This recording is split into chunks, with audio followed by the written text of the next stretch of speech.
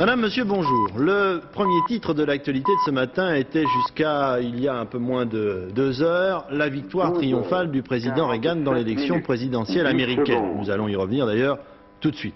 Mais auparavant, un nouveau rebondissement dans la tragique affaire de l'assassinat du petit Grégory que l'on croyait enfin dénoué depuis 48 heures. La petite Muriel, belle-sœur de l'inculpé Bernard Laroche, devant des journalistes ce matin est revenue sur ses déclarations qui avaient en partie déterminé l'inculpation de son beau-frère. Muriel avait fini par avouer au juge d'instruction « J'étais en voiture avec Bernard Laroche et Grégory, il est parti le long de la rivière avec lui, il est revenu tout seul ». Aujourd'hui, elle revient donc sur cette version et déclare « Au moment du crime, j'ai vu Bernard Laroche et son fils en train de regarder la télévision chez ma tante. » Ce nouveau témoignage, vous allez l'entendre, enregistré ce matin par notre envoyée spéciale, Isabelle Béchelet. C'est sur la foi d'analyse graphologique, mais surtout à cause du témoignage à charge de sa jeune belle-sœur Muriel, 15 ans, que Bernard Laroche a été inculpé de l'assassinat du petit Grégory Villemin. Aujourd'hui, Muriel revient sur son témoignage plus grave. Elle affirme être tombée dans un piège tendu par les gendarmes. Les nerfs de la jeune fille n'auraient pas résisté à 24 heures d'interrogatoire intensif. Soit les gendarmes m'ont dit que Bernard Laroche avait dit pareil. Alors j'avais confiance aux gendarmes. Et puis... Bernard aurait dit que vous étiez avec lui dans la voiture. Voilà. C'est ça qu'ils m'ont dit les gendarmes. Et comment les choses se sont passées alors à la gendarmerie pour que vous ayez peur, pour que vous donniez une autre version? Après, il y a un gendarme qui a levé la voix et puis j'ai eu peur. Puis ils m'ont dit que Bernard Laroche avait fait ça et j'ai montré pareil.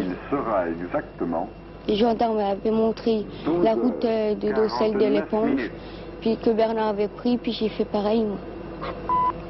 Mais pourquoi est-ce que vous aviez peur d'être considéré comme une complice? Je sais pas. Ils ont dit qu'ils me placeraient dans une maison de correction. Que si je disais pas ça au juge, qu'ils me placeraient dans une maison de correction. Donc dans cette voiture, dans la voiture de Bernard, vous n'y étiez pas? Non, je n'étais pas dans la voiture de Bernard. J'ai jamais été sur l'éponge, tout ça. Où le gosse a été noyé, j'ai jamais été là. Je connais pas l'éponge ni Docelle.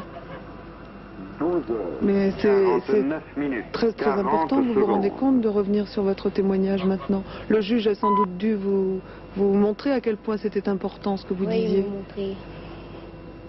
Au 4e temps. Ils m'ont dit quand j'ai changé de machin là que ce serait une complicité. 50 minutes.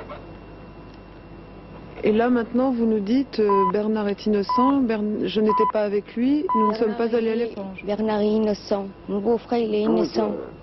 Jamais été avec mon beau-frère. 10 secondes.